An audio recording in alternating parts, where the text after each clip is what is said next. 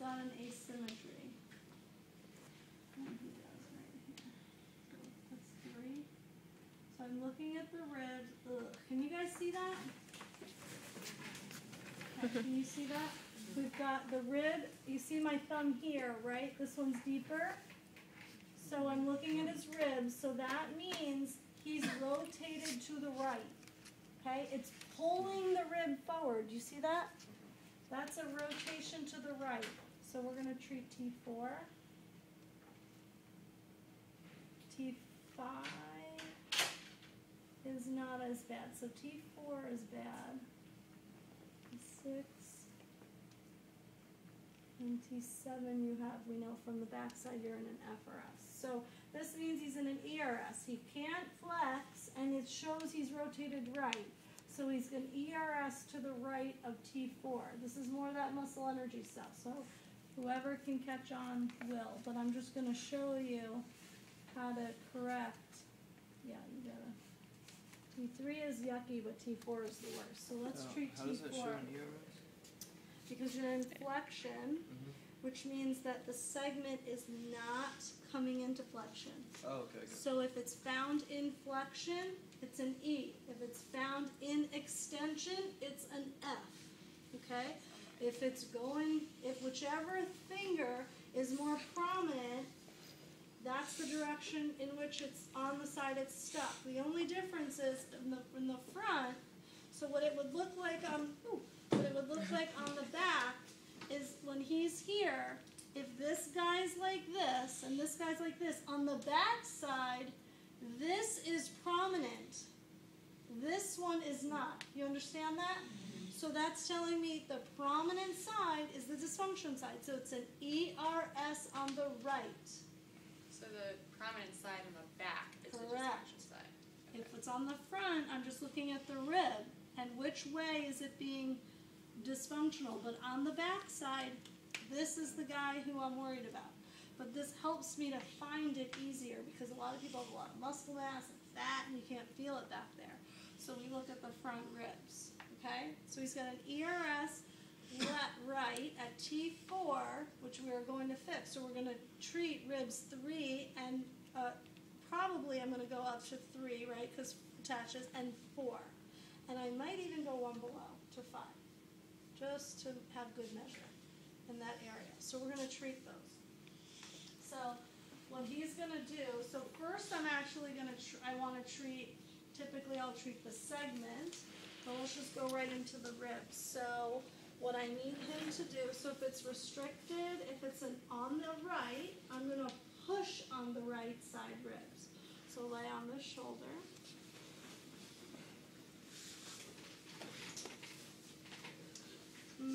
Should I be over facing you guys? Okay. Sorry. Sam, move it. Best view ever. I want to be the only one to learn. Get it. I want to be the only one. Okay, so this is what we do with his arms. Okay, so this is gonna be a lot, but this is an extra added. But if he's an E, I can be even more specific on where to push on the rib. Okay, so for the basic, push the rib. Okay, for the little advanced on rib lecture, you are going to, if it's stuck in an E, it's stuck externally rotated. Okay?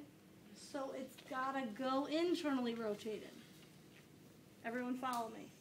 If it's stuck F'd, it followed the F.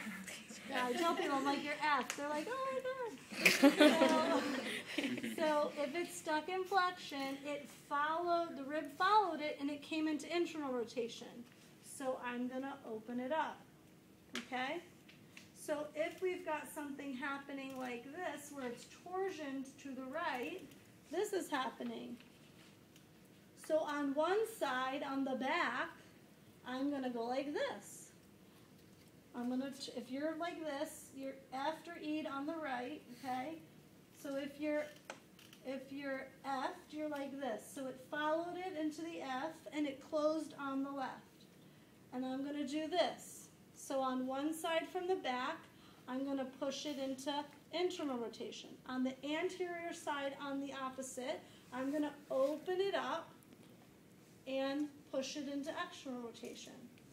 You don't have to know that much detail. You just have to know you have to push from back on one side and front on the other, okay, of the segment, because this is happening. But I am going to be very specific with him, and I know he has an E at 4, so he's E'd, so I'm going to push him into internal rotation. Are we okay with that? Okay.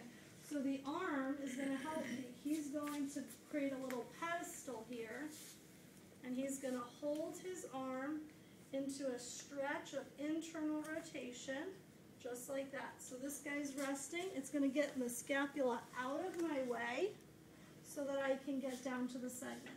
So I have to find T1, wait, I think that's 7, T1, T2, T3. We know we have a problem at 4, so I'm going to start at 4. I come off and I find the rib angle, okay, and that's where I'm going to mobilize. So I'm going to mobilize on the top superior border of the rib to push it internally, okay? For basic, push the rib, okay? So I'm going to find it. I overlap my thumbs, and I'm going to mobilize him. So again, like I said before, I like to start with some soft tissue work, rhomboids, lat, levator, or I'll start with some needling. But I'm going to mobilize this segment. Reach that arm long for me. Yes. We got to get you to the end range. Is it painful at all, Justin? Yeah. Rib moves tend to be painful. Now, you have to watch your pressure. I have subluxed a rib anteriorly doing this. Okay, so you have to watch your pressure. And I just wait, and I'm on the superior. You feel how I just changed my angle? I'm on the superior border right now. So there's our rib mobilization. So now, that was 4. So let's go to 3. Again, that's scapula. Go internal rotation long, and straighten your elbow. Good. So he's here. Now I'm pushing. Now I'm on that 3rd rib now. Okay? So I change my angle a little bit, and I'm pushing on the rib. Everybody okay with that? I can have him help me too. He can do, open your arm up into external rotation, long axis, rotate, I stay and hold my position. Go in again, I stay, I follow him. Go open again, close, open, close, relax. Good. Okay? So there's our rib mobs. I could have easily, once you figure out which ones you do, I could do the whole cage. You know you have that sympathetic chain there, right? But I like to just be very specific. Not everybody needs every single rib mobilized. So